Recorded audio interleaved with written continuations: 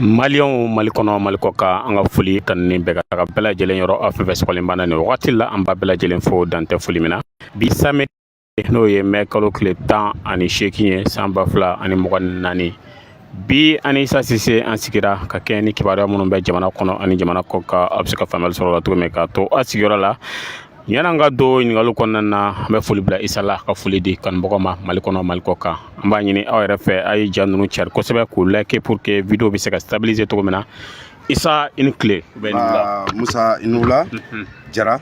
ki fo ki era wala nyamno ka demba bela jule fu to la ka wuli ka jola faso ye sanga ni wakati be ka wole kana nga janga sika nga masala faso kuma sujet important non kan mbi fo ika o choala ki fo bonyala Musa na bora mbi ka auditeur fo mali kono mali ko kan mogo be ani ka sponsor mo man no bi ideme ka ni bare ne ka wuli ka jo kono ni ya me Musa mamunu bi dema ulde do sona Musa ka kamaleni ya mali kono bi ki i donro machaya ika ko machaya Musa fu sama ro nyamane o kuma na ni ya ye isabati lemeni kan i dema bagaw ani munu bi assister anga foli babuye ka fu no continuer ki deme ka da courage min bila pour que ibi se ka ni fen waliya ka adla bla malika buloka mali nafali sirakan Musa namora manga jamana autorité fo les 5 colonels Assimi Goïta tola ka shogal naka gouvernement fo ka malki jawni CNT membre bela jilen fo et en même temps ka excellence Ablaye Diop fo affaires étrangères là ani excellence Ablaye Meiga anga foli babeni ma banunye mamunu bembi nuyu ni joka foko fasoko utai be fe ka mali nga honneur segama ka blaka grandeur kono et encore ka ila ka foko mali jamana bade ambu foko mirany mana Musa namboro kono manga chokoroba fo Badraman Fofana anaka dembe be biliku Musa chokoroba sanga ni wakati ale de ko mali be yelama mais Musa kama ko do wukele no ka mina na ko awa ko me ko ala ire de ka suma aka kelona ko suno ko nulu ye ala deli Musa ka ala bake awo ya ko donc ko do wumene namba nyina ala fe ala ka Badraman ga do wumene ala ka mali nin ka ire tay ala ka mali nin jo mali kono ka mali kisi adinjugu ma mali kono ni mali kokan Musa me segin kana yere ma kenaka aya bi amba nyini an kan bogo fe aye jachar ko sebe ka do fara partage ka ani ka kerbla pour que vidéo bi se ka stabiliser to mena isa amete mane ni ngaluye ani me Mauritanie che akuma cha lendo i foga se bima ka ta kununa ka se fo bima mun kera pour que ambe se ka yoro be se ka to Mauritanie bolo e be se ka jino de fo ala Musa mbi foki wala nyumando Musa nyo do fo malion nyana fenwo fe namba fo kenaka ambe dalu de malion ma ni maliko kuma chane malien do de sole men kenanga ka fo ko nunte chien wi adona ya bora kuma chama Musa ambe fen fe min di amba nyina ala fe adalu kiselama wangudu di malion ma usigi dawla o kwa do ko chien de bambolo kuma munu bambolo lu kuma to soso nyakono Musa amanga autorité phobie nunu be fo kadama cheba mi ga ibadon Modibo Keita Musa nunu fula de ye baara kɛ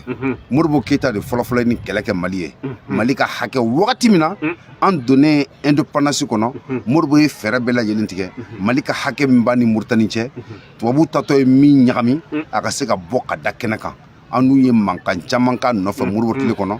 donc 1960 kana bila 1963 la Modibo ye wuli ka jɔ minnu kɛ tiɲɛ minnu b'olu kɔnɔ ani bi mbo fo malien yana nga senima mbo malien be invité au catalogue l'apogée de l'empire du Mali. Le Mali s'étendait de l'océan Atlantique à l'Adral des Ifokas. C'était la grandeur du Mali. Audience sur le Sénégal bien, ou sur la Mauritanie bien, au Mali kunga embouchure mie vers l'océan Atlantique ou ka boko fana. Mali kumbe damne océan Atlantique de la kata bla fo Kidal gabakuru nume yoromna afon mako Adral des Ifogas kablaye o de kunya Mali. L'empire du Mali s'étendait de l'océan Atlantique jusqu'à l'Adral des Ifogas. Et Musa otekelenye Mali ka uraba do tora océan Atlantique jila ni boda kunte Mali bolo kata abata do fetogodi Abouakar de allé de Amérique découverte avant Christophe Colomb. Il est mort noyé dans l'océan Atlantique. o kumana sira a bɔra sira jumɛn fɛ ka taa océan Atlantique kɔnɔ n'a sɔrɔ ni Mali ka débouché kun tɛ vers l'océan Atlantique ɔ Sunjata Moribo y'olu de minɛ olu tiɲɛw diɲɛ b'o dɔn mais nansaraw ye fɛɛrɛ bɛɛ kɛ ko digo di u bɛ se ka anw bali avoir ça pour que an ka autonomie ka to an yɛrɛ bolo donc an ka to enclavé i y'a faamuya entre la Côte d'Ivoire le Sénégal et d'autres pour que an kana se ka débouché sɔrɔ n'o kɛra o b'ale ka ɲinifɛn k'a ka sɔrɔ fɛn mais ala n'an ka autorité minnu bɛ yen bi Baba Moribo y'i sen da yɔrɔ min na ala ka hinɛ la u sen b'o sen da nɔ de la Musa n bɛ bɔ bi k'a fɔ maliyɛnw ɲɛna ko nin t'a siɲɛ fɔlɔ ye n bɛ papier dɔ yira maliyɛnw na bi u k'a ye nin papier min filɛ nin ye nin ye document de ye document min delila ka signer Mali autorité ani Mauritanie cɛ Mali ka kɛnɛ min n'a kuma bɛ ka fɔ Mauritanie jɛnna n'a ye ka papier bolonɔ signer ani Mali cɛ pour que a tile kɔnɔ Mali ka dugukolo ka d'a ma Mali ka dugukolo don ɔ maliyɛn minnu bɛ kuma wɛrɛ la o kɔnɔ olu bɛ bɔ o kɔnɔ kosɔn k'an bɛ tiɲɛ de fɔ maliyɛnw ye mais Musa yanni an ko kalan an bɛna carte yira mɔgɔw la o k'a faamu Musa nin filɛ ça c'est la carte de 1939 à 1945 waati min na France bɛ yan Mali carte de ye nin ça c'est la carte du Mali ka France to yan nɔ voilà o y'a sɔrɔ an bɛ France ka bolo kan 39-45 voilà France yɛrɛ ye Mali yakubaya min ye ya mais Mauritanie tun ye portionné de ye i m'a yan ye mais Mali bonya lajɛ ka n'a bila fo yan nin bɛɛ de tun ye Mali ye i y'a faamuya ɲɛ bɛ embouchure min na yan i y'a faamuya donc ni Mali bɛna daminɛ fo yan de an bɛna document min kalan Mauritanie yɛrɛ jɛnna n'a ye Mali ka embouchure parce que nin ye kɔ bolo de ye fleuve dɔ de bolo ye nin ye o embouchure kɔnɔ Mali bɛ daminɛ yan de fo ka n'a bila an bɛna yɔrɔ minnu fɔ ani Mali autorité sen dalen bɛ sen minnu kan u k'a dɔn k'a fɔ k'an bɛ fɛn fɛn min fɔ nous avons des cartes nous avons des écrits et nous avons vraiment des arguments solides pour que a ka se ka sabati fɛn min b'a la bi dɔrɔn que l'état malien nos autorités u k'u matérialiser dɔrɔn baara banna ni Mauritanie cɛ Mali b'a ka sira bɛɛ lajɛlen sɔrɔ yo faamuya donc ça c'est la carte de Mali de 1939 à 45 bon maa caman bɛ Mali ka carte min dɔn Musa ayiwa hali bi a ye dɔ fara partage kan kosɛbɛ a ka video like voilà ça c'est la carte de la Mauritanie mais Mali i ma Mali ye yan Mali filɛ jukɔrɔ yan i y'a faamuya bon terrain min filɛ nin ye sira de ye ça c'est la route principale min bɛ na yan fɛ ka na ka taa fo Nouakchott Mauritanie Nouakchott filɛ nin ye Mauritanie ka dugu foyi tɛ yan tuguni n'i jiginn'o fɛ dɔrɔn i bɛna bila Sénégal de la bon nin kɛnɛ ye jɔn ta ye et alors que Mali ni Mauritanie cɛ kɛnɛ sira bɛ yan envers la Mauritanie nin kɛnɛ in Musa kuma bɛ yan de nɔfɛ fo ka n'a bila kɔgɔji la kuma bɛ yen de i y'a faamuya nin ye Mali de filɛ nin ye yan nin ye Mali ye Nioro du Sahel olu bɛɛ bɛ yan nɔ de Nioro bɛ yan de bon n'i bɔra yan de i bɛ yɛlɛn dɔrɔn i bɛ na de frontière de la yan i y'a faamuya u b'a fɔ ko Gogi Mali Gogi Nioro bon o sɔrɔla cogo di n bɛna n da don o fana na Gogi Nioro Gogi Mauritanie o sɔrɔla cogo min na n bɛna n'o fana walawala maliyɛnw ye u b'a faamu i ka nin kɛnɛ nin kan donc kuma bɛ min Nema min filɛ Nema ye Mali jamana de depuis au temps de nos empires u b'a fɔ ko Nema Walata et autres olu bɛ nin n'i ye nin carte générale nin ta Nema bɛ Mali de kɔnɔ mais découpage min kɛra après le départ des Français u ye min kɛ k'a bifurquer o de kosɔn u ye Nema tigɛ k'a bɔ yen k'a kɛ Mauritanie zone ye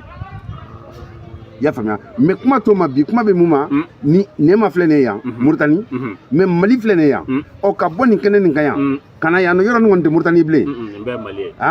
ɔ bɔn donc ka na yan fɛ ka na bila yan fo ka n'a bila fo yan nɔ donc yan nɔ Nouakchott ye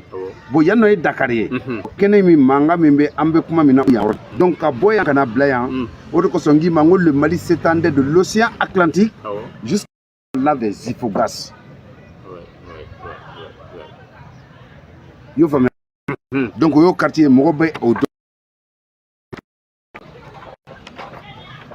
quartier wɛrɛ fana bɛ yen bi maa caman bɛ Mali dɔn quartier min kan n'o ye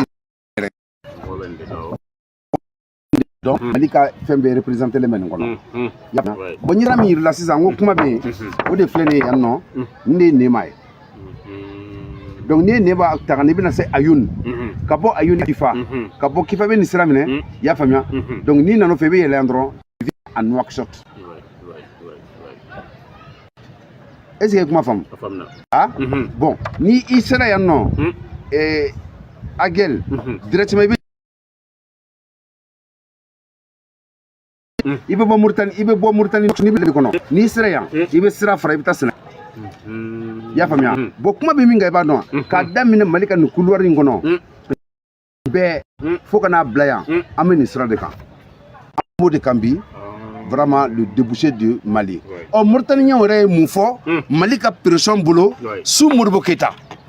Mauritanie ye mun fɔ u jɛna ni mun ye an bɛ na ni o de ye k'o kalan mɔgɔ ye pour que u bɛ se ka faamu donc an b'a fɔ traité i y'a faamuya traité de délimitation de frontières entre la République islamique de Mauritanie et la République du Mali ko bɛnkan sɛbɛn République islamique de Mauritanie cɛ i y'a faamuya ani République du Mali ni ɲɔgɔn cɛ le président de la République islamique de Mauritanie et le président du gouvernement de la République du Mali, le chef de l'État, conscient des liens traditionnels qui unissent le peuple malien et le peuple mauritanien, désireux de sauvegarder ces liens, fermement décide à instaurer un héros de paix durable entre le Mali et la Mauritanie sur la base de la confiance réciproque. Ko nin ye danaya papier u bɛna danaya papier min dilan Mauritanie jamana ɲɛmɔgɔ ani Mali jamana mɔgɔw ni ɲɔgɔn cɛ min bɛna se ka na kɛ bɛn kuntagalajan sinsin bere ye ni jamana fila ni ɲɔgɔn cɛ i y'a faamuya donc au kelen na maintenant i bɛna na min désirer de favoriser la coopération entre les États conformément à l'esprit de solidarité africaine et au principe de la Charte des Nations Unies. Convenu que l'amitié, la coopération entre les pays contribue à faciliter la résiliation, la réalisation de l'unité africaine. Soucieux dans ce sens de mettre un terme définitif au conflit frontalier conformément au dispositif des accords signés à Nouakchott le 15 janvier 1960, à Kifa le 3 août 1962 et à Bamako le 24 novembre 1962. Papier Nindlala, Mauritanie Nouakchott le 15 janvier 1960, où il a signé. Ya faamuya an nana signé Kifa an bɛ ka Kifa min kuma fɔ o ye Mali ka yɔrɔ de Kifa le 3 août 1962 ya faamuya ka tila ka na dilan Bamako le 24 novembre 1962 on conclut le présent traité chapitre 1 article 1er la limitation entre les États de la République du Mali et la République islamique de Mauritanie est déterminée comme suite. Depuis waati la délimitation kɛra a kelen don Mauritanie bɛ tulo kungɛlɛya de la parce que fanga minnu nana an fɛ a kɛra fama yolen fanga minnu na o de kosɔn y'a fɔ maliyɛnw ye n'an k'u ka fara politiciens na dɔrɔn u k'a minɛ Mali politique ma Mali ɲɛ bi a ma nafa si ma se k'i bolo bɔ nin nɔfɛ ka kɛ il faut saluer la transition n'an m'an jigi da nin transition kan ma da an bɛn'an jigi da fɛn min ka diɲɛ kɔnɔ c'est la transition qui est la réalité du Mali. Nous bɛ fo de ninnu ni foli de ka kan ninnu de ye cɛdenw ye ninnu de bɛ jamana bila ka hɛrɛw kɔnɔ i y'a faamuya donc le cours du Karakoro ni fleuve in bɛ fɔ Sénégal dawolo de la ani kɔgɔji man jan yɛrɛ le fleuve du Karakoro i y'a faamuya le cours du Karakoro i y'a faamuya depuis son embouchure depuis a Djomɛnɛ jusqu'à la hauteur du Bili Kouaté, ville relevant de la République du Mali. Mauritanie jɛna n'o ye ko k'a daminɛ Karakoro embouchure la i y'a faamuya fo ka taa bila Bili Kouaté la ko bɛɛ ye Mali ka dugukolo de ye nin sira nin kan. Mais n bɛ k'o de f'i ye yɔrɔ ɲan ta de il faut soutenir la transition dɔrɔn surtout. Mais an b'a fɔ ka kisɛ de di maliyɛnw ma Musa an mana fɛn fɛn min fɔ an b'a bonya da u kɔrɔ k'a ye baara min bɛ nin jɛ dɔrɔn que notre autorité bɛɛ ni keleyaw kɔnɔ an k'a lajɛ ka ninnu matérialiser. La Mauritanie peut pas dire ni plus ni moins i y'a faamuya donc o to ye article 2, à partir de ce point, une ligne passant par Tafara, Taské, El Oualata, Davo, Ke Kabra, village irrelevant de la République du Mali, Borela, Selgra, village irrelevant de la République islamique de Mauritanie, jusqu'aux confins de Térékolé et du Koulembine. Donc, ou bena kamununga, sira munumbe, dugu munumbe ani nyonche, ulu nana kana oye ka foko bulono blala ka Mali lafia aka sira ko naga dugu ko kono. Mais Mali politique dugu masaka ni sebe. Parce que lorsque Français fangata depuis 1985, nyo finyana ni ko nous commencera ka tien, ani tien ou datugu. Nya finyana kuma damina ngo dugu da wafu gogi Mauritanie, gogi Mali. Ou bila ka fi gogi Mauritanie. O gogi Mauritanie mi me fo, o Mali ka dugu de kuma ko ate. O dugu in sigira depuis Morbotle kono. Champ collectif de kuma yoro ni kono. Mali ka mogo de kuma ta Sénégal ina fo Morbotle la Sénégal yoro eta ka Sénégal yoro kuma Mali dugu na fon bela jelena to me. O kuma tan. Mais depuis Morbo bora fangala yoro nye bara ni fi on dabla bara tika kono ma oro tourante. Mogo do tumbe lu tourante. Gogi kaw de wula ka bo gogi jiko nana gelea kata sigi ate. En 1985, Mauritanie tara bela jelemina ka fana Mauritanie ka dugu kan. O de koso ya elma ke gogi Mauritanie. Mali ka dugu ko le do. Boni bébé ni ligne kono. Anga ni tadron tan appliquer Mauritanie peut pas dire ni plus ni moins. Aben de boulot. Ya famia 3. Puis le cours du Colombine jusqu'à Djemel Maël. Ya famia 4. De Djemel Maël à Oulenibi, une ligne droite orientation générale est en ouest. Les autorités administratives frontalières seront chargées de matérialiser d'accord parti cette portion de la frontière en maintenant dans chacun des États les villages proches de la frontière et relevant de leur administration respective à la date de la signature du présent traité. 5. À partir de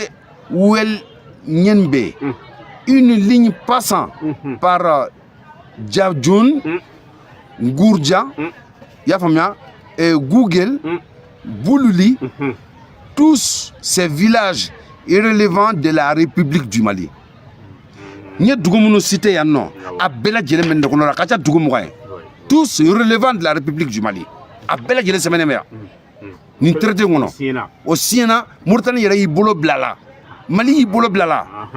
60 62 63 papier au siena ni ñokonche ka ban Mauritanie mindo mais anga politique jugu nana kunka anga dugu munu kumbe ali kosani na armée tra drapeau turoromina c'est des villes maliennes. O de koso Mauritanie officier do bora ka fo ka mo la fona ko kana fo ko Mali tara bi Mauritanie dugu kan Mali ka dugu de do o bo fatu comme na parce que ni papier mbe on ni Mauritanie tché ça a été signé vraiment entre les deux parties. Ya famia 5 à partir de Ouel Niembe une ligne passant ya famia de Djandjoun Gourdja Google Boulouli ya famia tous relevant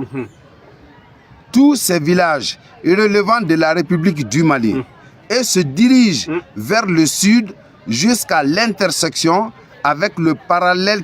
15 degrés 30 et suivant ce parallèle jusqu'à son intersection avec avec le méridien 5 degrés 30. A bes semaine ka signé ka ba ka na à point géographique ou bedi ya famia ka point à point topographique bedi ka bela jele sebe ka bla ambiguïté ta kono sosoli to kono oni malem na ni sigi ka fanga me ka nufo ko ni krata amba fele ta jo o kuma me kuma chunka sumaya musa nyo de fiana transition mani bolo bo fanfe no fe hage bambulo nambu de mani argument solide mi ambe ne ma fi na ka politicien do wele ko so na kuma fe ya Outeson, hali yu sara dnya kono. Outeson. Donc 6 du point A la frontière suit une ligne droite jusqu'au point B. L'intersection du parallèle 16 degrés 20 et du méridien 5 degrés 20. Tu as vu, tout est détaillé. Coordonnées beddeleno. Coordonnées bebakono. Ambiguïté takono. Mali ka dugukolo de do. Mauritanie n'a ka dugukolo. Mali n'a ka parti. Mais Mali de Maseka Nobo. Pendant 33 ans, na yo kobla nyakono. Sona ni dugu munu be. Mali campagne ko be ka dugu ndolaw. Mais politiciens tlala kana ka bela jël abandonné. Ou ko ta campagne ngan dugu law. Campagne ko meke. Mais tlala ka bela jël ka toy ala ni politique era ka deli jugu ni ka saraka mina wolo. Ya famia. 7 du point B, la frontière suit une ligne droite BC. Le point B étant défini comme ci-dessous et le point C étant l'intersection du parallèle 16 degrés 30 avec la droite joignant le point A déjà défini aux audits de Agirekatam. Agirekatam fana mali dugukolo de fo kana bla o dugukolo ni dawolo la. So le memi. Ebi to mali kono kan so saka damunga. Ebi ti to kenama ebe mali do ebe fembe ge be no sanjuli ebe politique le sara ki datuni na. Ambe na mo fe dala kan. Ou bien demson do butu sige fe meni kata no nga wuli nga ni kata ebe mundanna. Qu'est-ce que tu en sais? Qu'est-ce que tu en sais? À qui profite le crime? Donc malien ngou yela yinga. Ya famia. Donc nyo finango Agirekatem obo odugudi. 8. À partir du point C, la frontière suit une ligne droite passant par le dit Agirekatam jusqu'à son intersection en D avec le 25e parallèle. Moussa coordonné betemenengawa. Qui jodre biti jo topographe biti jo géomètre biti jo bi ka point be boka da mali be piqué 3 bela jelena kana blafo mali kono murtan tisa ki tega do la nya kono. Ambo Kenneth Kambi. D'où cette transition mérite bien l'accompagnement de son peuple. Non, mais nous ne devons pas nous demain. Ambe nous ne sommes politique kuntan du mango jamana ngonoble. Ambe ni cheban nous tombolo kanda do kuma jumena jamana ngono. Voilà pourquoi Nankambu demain nous les aidons avec des preuves à l'appui, avec des documents fiables. Documents nous te seka soso, documents nous te seka munumu et puis mal politicien coup d'adé nous nous bougeons qu'elle de kangake qu'elle est tembi fofoti. La Mauritanie est obligée de se soumettre vraiment à l'injonction de l'État malien. Mais ça moi tiens voilà ko kanto gela ko embarco ni fam ko nana ko Mauritanie ou ka port d'air est-ce que amasi anga o fana yoro ni jaten mena min fo mo nyana Mauritanie ka port d'air Mali ni Mauritanie chat la kam nyanga ko ruta ra ka ka joni da do akor ko mala tukune mo Mali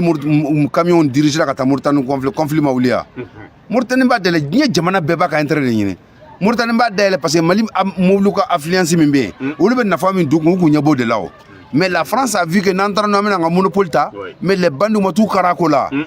ati korko la bana tukodi et ate bon ngona yana ka Mauritanie ka port d'air ata to nga port ni na nyara ko d'air nyere ambo de famale nye yana nga jigida Mauritanie ka port kan kana ni fo nya ka ko et ou ben de fo biu et Mali de même da Mauritanie yo da Mali kané grâce à Modibo Keïta ya famia les Marocains ont laissé Mauritanie oui de même soro kono yo soro na Mauritanie be la fiami ngono Modibo Keïta ka intervention la fiari do akmese ki rasoro chemin même entre la Mauritanie et le Maroc akmese ki rasoro dnyokono mo Maroc mina be ravager ko dugu mina la c'est Modibo Keïta qui est intervenu au intervention kono ya famia aller sélection ben na ya no kuma quoi Modibo dnyebe wala kana ben sabati kono anye minya Mauritanie mo nyawnyo mais on a tabé ce que Mauritanie bali kata Mali dugukolo do mina kisikaka. Est-ce que Mauritanie mbali samba joli bi kaseka nu bela jeli convention min banu ni ñonce ko disime mba fo malien yede vraiment nit seki faso demain ibida de quoi ni tran nga seki kuma nu musa nga ñira bonno no kono soit on est malien soit on ne l'est pas ni est malien il faut jamane bo de demain yana nga kaba Mauritanie nga frontière la ko dele ko bi frontière de be srañira bo ka ta jika munanta bambo ka ñira ta dele ñire donc on sait que devra faire tout comme ça au commandement ya famia enfin à 9 enfin de ce point D la frontière suit le 25e parallèle jusqu'à son intersection avec la limite de l'Algérie. Est-ce que vous voyez? Donc, article 2. La convention du 1er avril 1958 reste en vigueur en ce qui concerne l'utilisation des puits des régions de Tilemsi. Article 3. Les litiges nés de l'application du présent traité seront réglés par la voie diplomatique. Article 4. Le présent traité est conclu entre une durée illimitée. Article 5. Il est applicable à partir du jour de sa signature et entrera en vigueur après l'échange des instruments de ratification qui devra intervenir au plus tard le 1er juillet 1963 à Bamako. Fait à Caï le 16 février 1963 en double original en langue française, chacun des deux textes faisant également foi. Moussa nous de tienouye nous de be kumaw ɲɛfɔ k'a yira maliyɛnw na ko Mali armée be kɛnɛ min kan bi ani dɛmɛni de ka kan papiers bɛɛ ninnu na an b'o documents de détailler u ye u k'a faamu par A plus B ko Mali tɛ foyi ɲinina bi a ka hɛrɛ kɔ Mali tɛ foyi ɲinina bi a ka dugukolo minnu bɛ yen ni diɲɛ y'olu reconnu ni Mauritanie ni Mali yɛrɛ ko k'an ka bɛnkan sɛbɛnw kɛ pour que ka bɛn sabati an ni ɲɔgɔn cɛ olu papiers application an b'olu de sabati la pour que hadamadenya bɛ se ka ɲɔngiri an ni ɲɔgɔn cɛ. Voilà. Ok, Issa Mbado ka fɔlɔ lamɛnbagaw ye faamuyali caman sɔrɔ nin na an bɛ bɔ o kɔnɔna na an bɛ taga Musa Mara ale kɔni ye tagali dɔ kɛ Kidal a wagatinin mɛnna bi an bɛ ka fɔ ko a san 10 ye sɔrɔ la san 10 in kɔnɔna na e bɛ se ka jumɛn fɔ Mara ka tagali ani bi Kidal kɔni ni Libere la? Musa ne bɛ se ka min fɔ fɔlɔ n b'an ka premier ministre yɛrɛ fo Musa Mara k'a fo ka waleɲuman dɔn. Moussa bɔra Mali kɔnɔ le 17 mai 2014 k'a bɛ taa Kidal ko Mali ka dugukolo dɔ bɛɛ y'a applaudi kumaw cayara kɔnɔ. Le 17 a tagara Moussa ma se ka don Kidal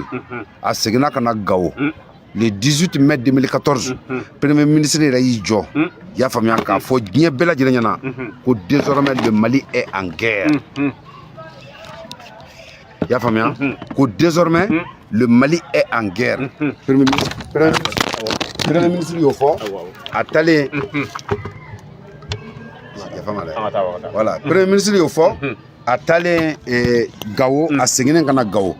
parce que le 17 a ma se ka don Kidal donc a seginna ka na a kɔfɛ ka na Gao sira ta donc le 18 mai a ye nin kuma fɔ yen ko désormais ko le Mali est en guerre. Moussa ne bɛ premier ministre ɲininka de 2018 de 2014 le 18 mai 2014 ka n'a bila bi la est-ce que Mali bɔra guerre la a ye nin wagati min fɔ ɔ premier ministre taalen yen dugu joli tun bɛ yen ko Mali y'o bɛɛ lajɛlen perdu a ka nin voyage in senfɛ dugu 30 ani dugu 8. Nations Unies yɛrɛ ye bolomadaw kɔfɛ ko olu y'a reconnu y'a faamuya ko an sɔngo minɛna MNLA fɛ Mali ye armée donna Kidal sɔgɔma wulada fɛ France y'a nabɔ premier ministre ma se ka foyi ta ka bɔ o kɔnɔ premier ministre ma taa Nations Unies na ka plaider Mali tɔgɔ la premier ministre ma se ka bɔ ka Mali ka sɔrɔsiw saya k'o kuma ɲɛfɔ Mali ye dugu minnu perdu ka se k'o fɔ Bubé ala ka hinɛ la au don kelen a b'a fɔ don min na ko le Mali en guerre i y'a faamuya Bubé bɔra il était ministre de la défense Bubé ko ko Mali armée opération dɔ daminɛ ko opération tɛ kuncɛ diɲɛ kɔnɔ ko fo ville de Kidal bɛɛ lajɛlen ka kuncɛ ko fo k'a bɛɛ libérer le 29 mai 2014 k'o fɔ le 17 le 18 le 29 a tɛ tile damadɔni bɔ Bubé démissionna ka bɔ ministre de la défense la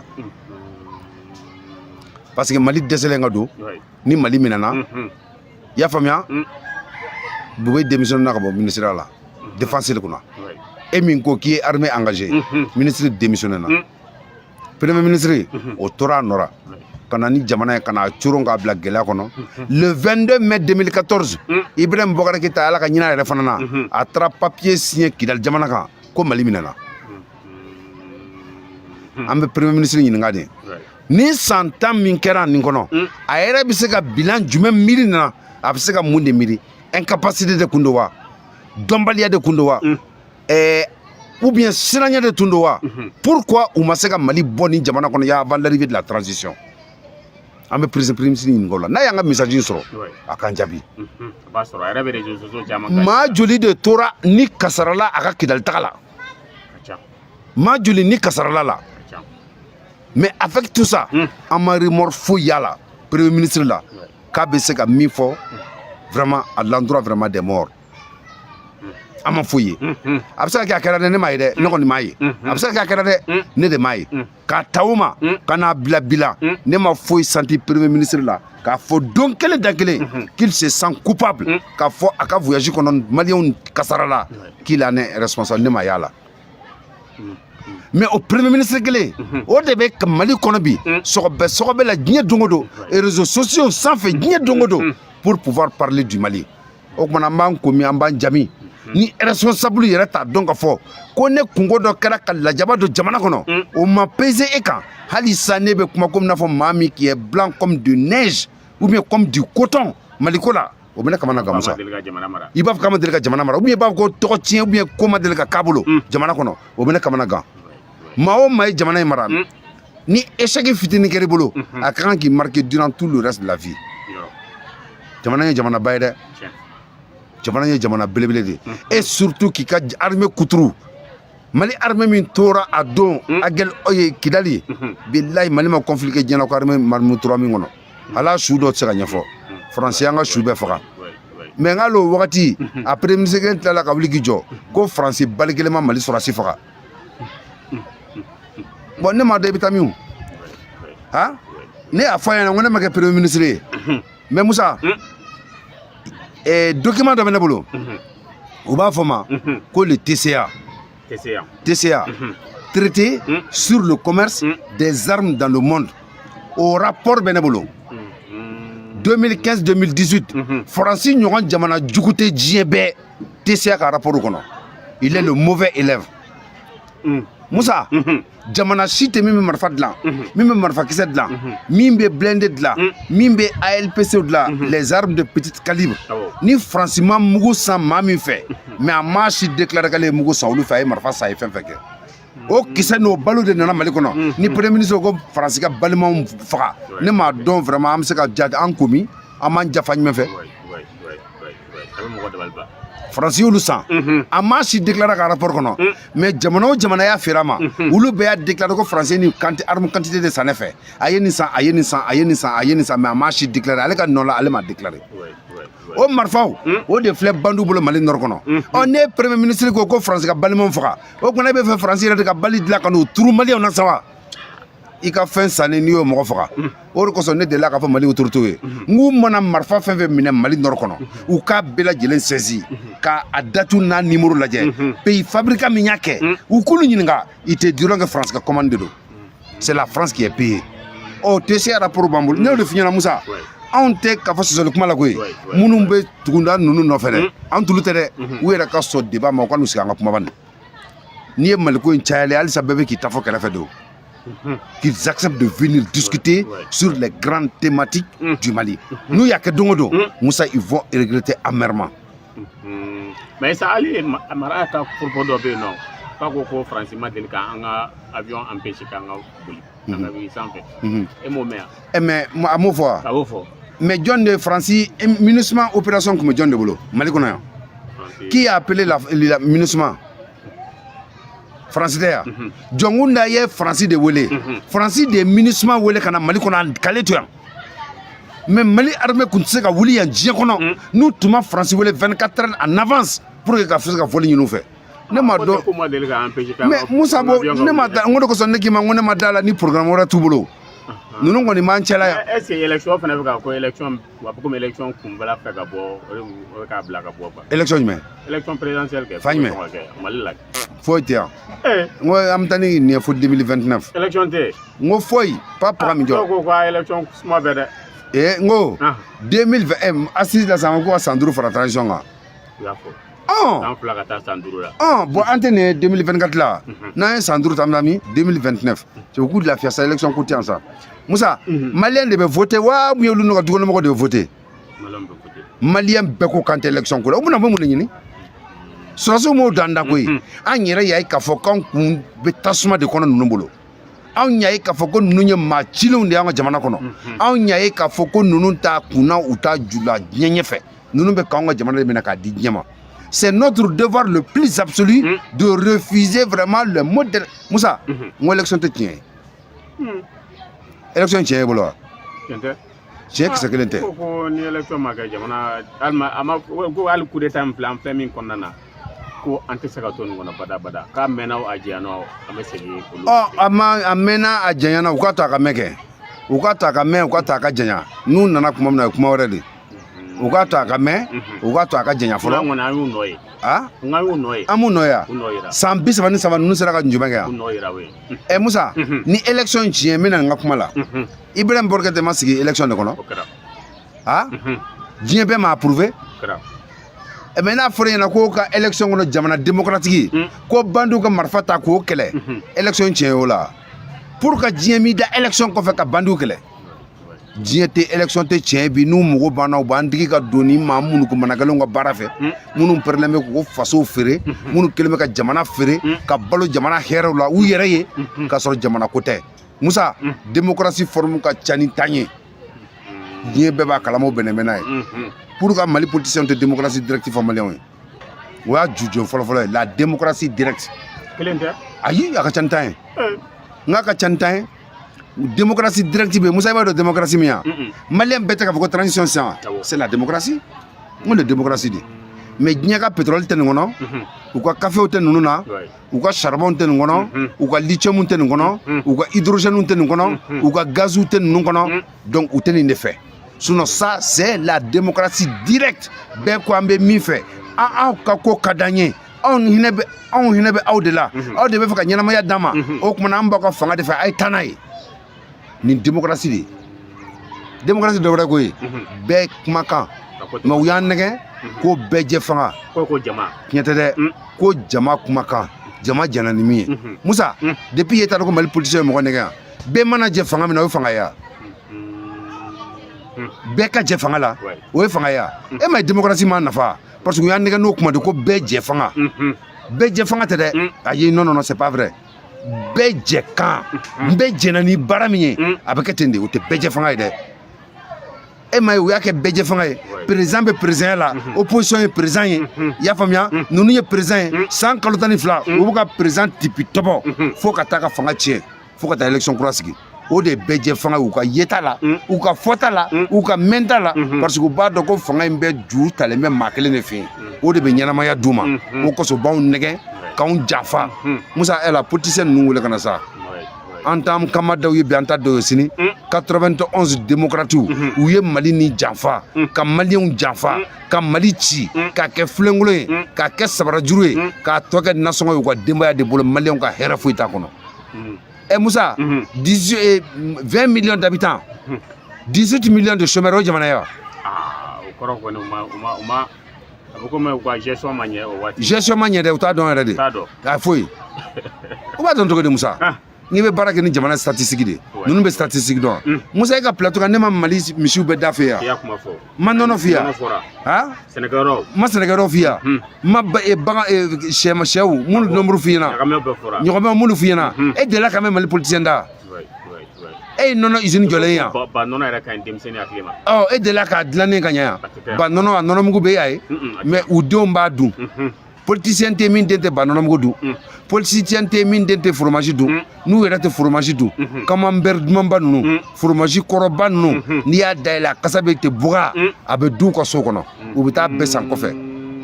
nin nɔnɔba bɛ Mali kɔnɔ Mali politicien bolo Mali nɔnɔ bɛ bɔ Hollande de a bɛ bɔ Espagne de a bɛ bɔ yɔrɔ wɛrɛ ɲɛfɛ n'o ye tiɲɛw ye yan ma se ka miiri an yɛrɛ ka dɔ k'an fɛ yen u t'a kalama sa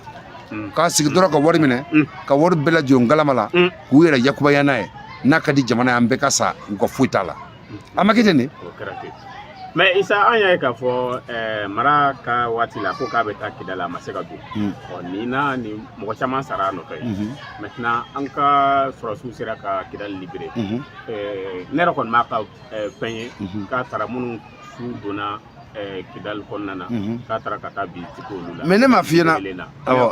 ma vidéo ye ma photo ye voilà est ce que o de kun man ka k'ale ka baara fɔlɔ yɛrɛ ye a yan'a bɛ kuma caman kɔni fɔ nin sanfɛ a kun kan ka taa tasibila k'olu suye parce que u tora ale ka visite kɛnɛ de kan mais n y'o de f'i ɲɛna sa ninnu mɔgɔ foyi tɛ Mali la mais e m'a ye a dɛsɛra sa a bɛ ka taa TikTok de kan ko TikTok b'a bolo sa a yɛrɛ bɛ ka bɔ ka fasirike parce que a y'a ye k'a fɔ maliyɛnw tɛ k'a lamɛn jamana kɔnɔ TikTok politicien mana dɛsɛ ka taa TikTok sanfɛ Musa i b'o bila de mais an bɛn'u sɔrɔ yen komi awɔ an bɛ taa yen komi an ye Facebook ni fɛnw nege b'u la an bɛn'u sɔrɔ TikTok kan yen réseau de don y'a mɛn réseau de don an b'u sɔrɔ yen an bɛn'u sɔrɔ yan tɛmɛ wa an bɛna komi TikTok yɛrɛ kan a yɛrɛ bɛ ko mɔgɔ ka question posé a kun question damadɔ bɛ n bolo n bɛ n'olu posé a kun bilaye komi an ma ɲɔgɔn sɔrɔ radio kɛnɛ kan a ka TikTok page kan je pense que n bɛna question dɔ posé a kun a bɛna jaabi dɔ di an ma maliyɛnw ɲɛkɔrɔ munna a ma taa fleur da suw kan Kidali libéré munna depuis Kidali libéré la ka na chute kɛ a kuma ma mɛn ale da tuguni kan ko fɔ mɔn na Kidali kɛra cogo min na munna ka to premier ministre a ma se ka taa Nations Unies na pour plaider la cause de Kidali munna IBK ka fanga ale ka Kidali taga o nana siri cessez-le-feu unilatéral la munna a ma se ka bɔ k'o contredire munna a ɲɛna bandi sera ka jamana démocratique minɛ cogo di a ka bɔ k'o fɔ maliyɛnw ani an b'a ɲininka expert comptable don a ye avion ko sɔngɔ fɔ hali bi hali bi o wari ma ɲɛdɔn ne ma dɔn ne kalan sugu min kɛ Musa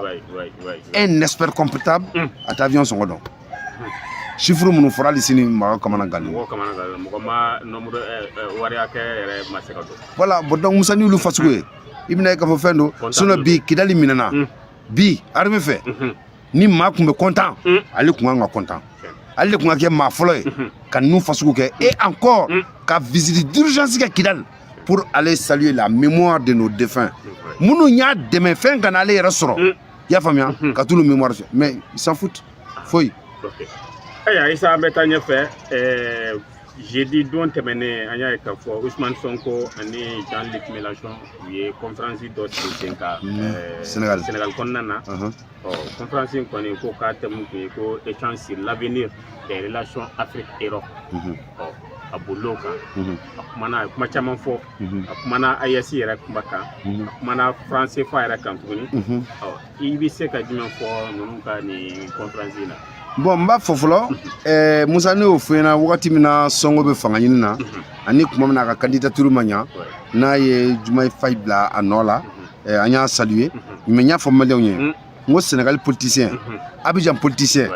u ka kumakan ka n'i sɔnni sigi a ka diɲɛ kɔnɔ a kɛ dɔrɔn n y'a mɛn ka n'i sɔnni sigi a ka pewu. A dun ko AES tɛ se ka to tan dɛ surtout yɛrɛ a ko k'an to embargo dɔ sigi an kan ko embargo min ni a tɛ foyi kɔnɔ na a tɛ sariya kɔnɔ k'u bɛna na fɛɛrɛ kɛ cogo min na AES a bɛ se ka a ka fɛn sɔrɔ surtout a bɛ ka kuma ni Sahel jamana yɛrɛ ko Sahel jamana k'a ka mun sɔrɔ AES bɛ mun a ka mun sɔrɔ ka se k'u ka autonomie sɔrɔ u bɛ kɛlɛ min na Sahel kɔnɔna na Musa n y'o de f'i ɲɛna ninnu ye politique kuma dabirilenw de n bɛ fɛ ka na kuma AES mɔgɔw fɛ don dɔ fo n k'a yir'u la k'a fɔ tɔw bɛ banna k'u reconi ne b'u reconi ni nana ni kuma min ye ne bɛ se k'u sɔrɔ o don sira cɛ ninnu ka jɔ an ka dɔn sa. mais Isa an y'a ye k'a fɔ fɛnɛ président kɔni ale ye munumunu caman kɛ ani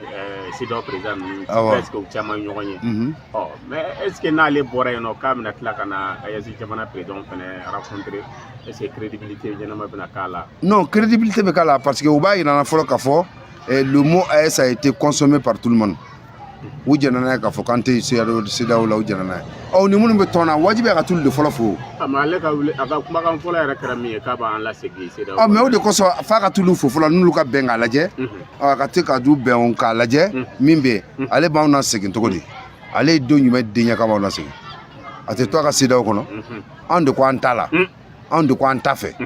wa an ka jamana saba de kɔnna ka CEDEAO tɔgɔ fɔ ka CEDEAO bila sen kan a seginna ni hakilila min ye a y'o sɔsɔ surtout le Sénégal et la Côte d'Ivoire ce sont eux qui ont piégé l'Afrique ce sont eux qui ont appauvri nos pays wa hali sini u ka politique b'o kɔnɔ c'est la branche française vraiment en Afrique o de kosɔn n y'a f'i ɲɛna n ko Sénégal politicien Abidjan politicien i n'u bɛ jɛ de mais tubabu kungo kuma na a ye i ka to yen a ye ka to yen bila ye tubabu kungo kuma na a ye ka to yen hali sɔngo ye kuma caman fɔ je le salue ah ma fi ɲɛna k'an tɛ se ka jɛ o kɔ ko tɛgɛ di ɲɔgɔn ma kɛ an ka foyi tɛ olu tɛ se ka ja kɔ bon mɔgɔ min bɛ fɛ ka bɔ sefa la e bɛ se k'o sugu fɔ cogo di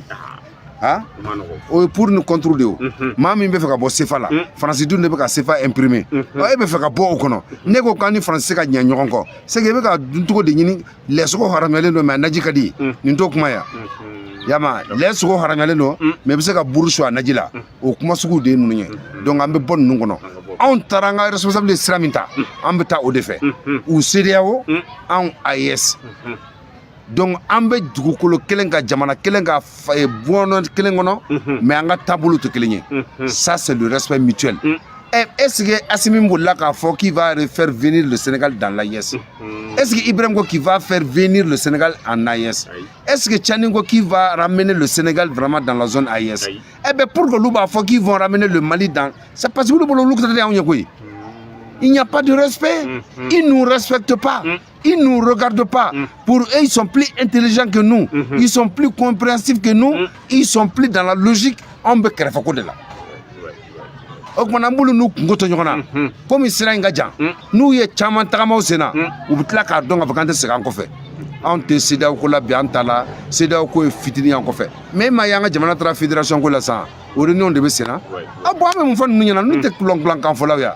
n'a buma u kana dɛ nu te na u ka tu ni France bolo u ni France bangena ɲɔgɔn fɛ u ni France bɛ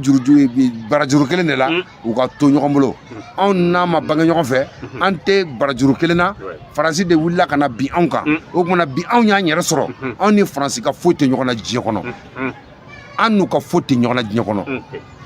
isa an bɛ jamukan kuncɛ ni min ye o ye an y'a mɛn k'a fɔ ko an ka opposant minnu bɛ kɔfɛ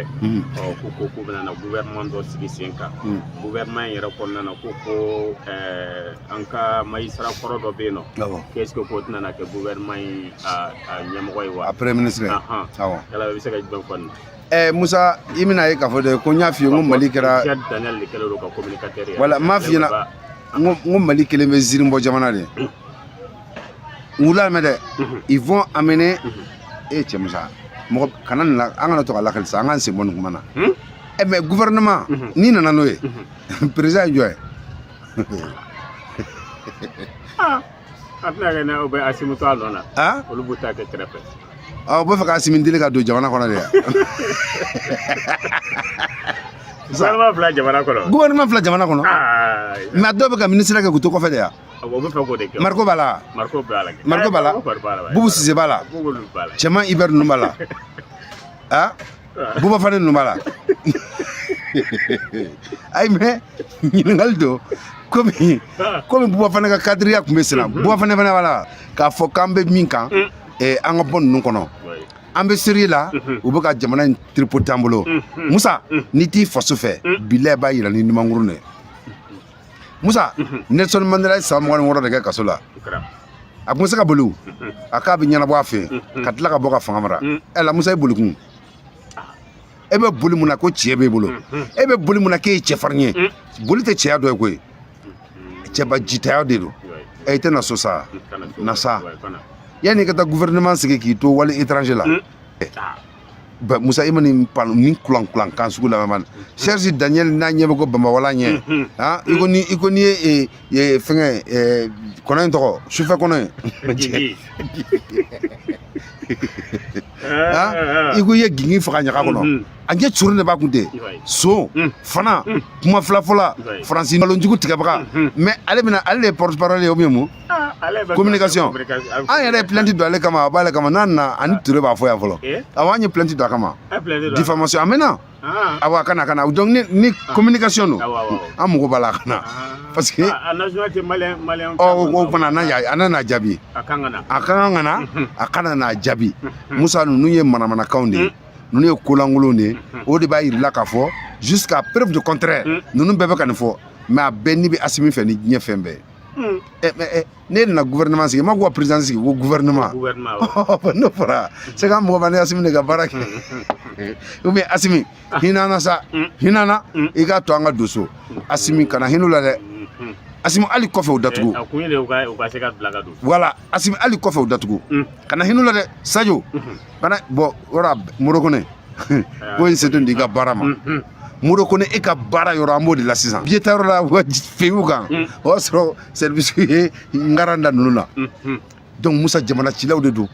jamana jolaw te saboteuru de do mamunu do maliya tu faka quoi abe fondement que le ridicule ne tue pas ces hommes politiques maliens maliya te foyi ke nununa diɲɛ kɔnɔ nunu tala ne radio bon mamunu beta no ko galbe ke jamana masake Musa ni jamana do ma bi diɲɛ bay bolo de Malien ko la jabi am se ka nyira fara nyonga tugodi am se ka ta sara jumɛn fɛ kan jumɛn bi se ka anw se an se yɔrɔ la transition yo bolo de an ka tani o ye pour que Mali bi se ka denw nafa Mali bi se ka Mali nafa et encore Malien ko kangele fɔ transition ye Mali tiɲɛ a y'a sɔgɔ ni cɛ 5 la ni cɛ 6 nin na pour que Mali ka se k'a ka ɲini fɛn bɛɛ lajɛlen tɛgɛ da bɛɛ kan yani sonkuraw kana jamana in kɔnɔ aya isa ne me dansigi an ka bejem kana ni kuma kuncɛ kuma min b'i bolo Musa kuma kuncɛ kuma min b'an bolo chaque fois an b'o de fɔ ka kuma kelen fɔ siɲɛ 1000 a ka fisa kuma 1000 fɔli ye Musa ka maliyɛn bɛɛ lajɛlen fo f'i sigiyɔrɔ la Musa ni excitant bɛ diɲɛ kɔnɔ jamana kanu de ka bon n'a bɛɛ